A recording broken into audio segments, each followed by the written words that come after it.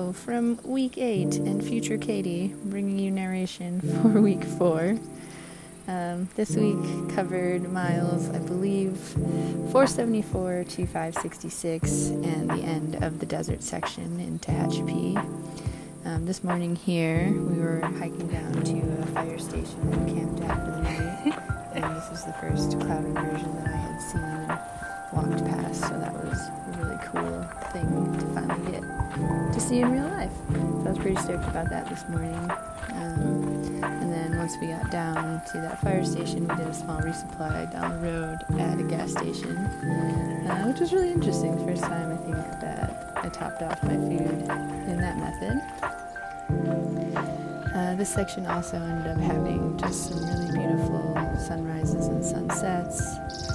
We climbed up this really tough hill, but there were these little caves cut into the mountain to kind of check out. So this was one of them, and this was another one that you could kind of crawl into, and it was noticeably cooler inside.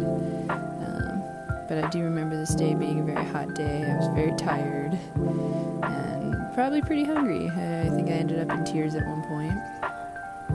But we found our way down to this abandoned campground that we had to find the water source for, and that was pretty cool. I washed my dress out and sort of hung it out on the laundry line outside my tent.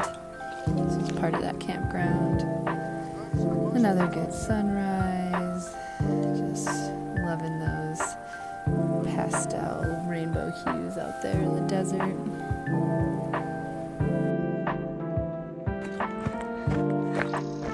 Hello! Good morning!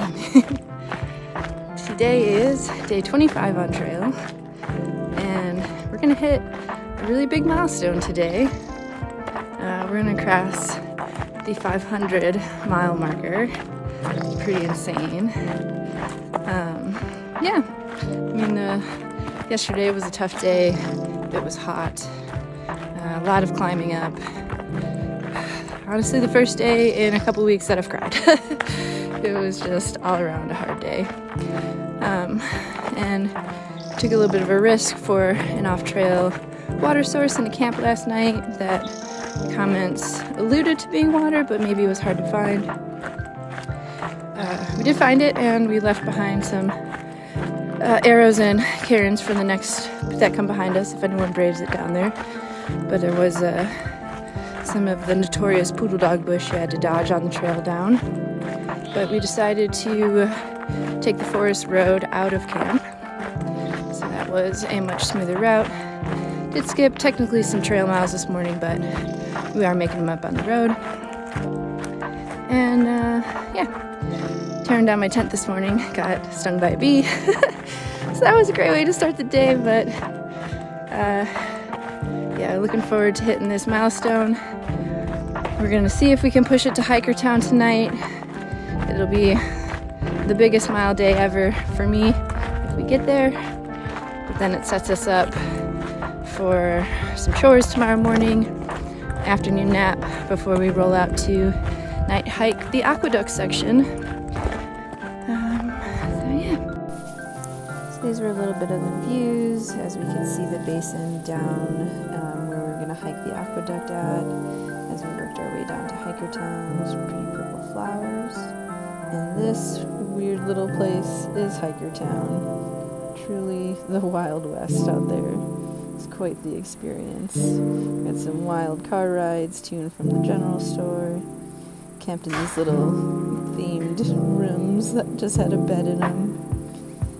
We got to take some showers. And then here's the crew as we rolled out on our night train to hike the aqueduct.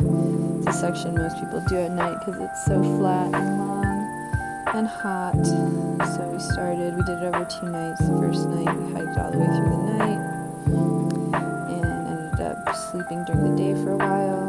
But on the second night, we decided to split it up. We took about a 5-hour nap halfway through and then finished the hike into Tehachapi that day.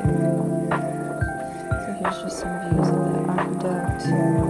It was open at this point, and it does eventually become a concealed pipe that we'll walk on. just walking on the road for a while in the dark. But we had nearly a full moon. I think we were a day or two after the full moon, so we actually hiked without our headlamps almost the entire night. It was pretty awesome. Had a good group, had some fun, played leapfrog with a couple other people that we knew. Lots of these windmills in the area. And, cool for a little bit to see, but here's, I think,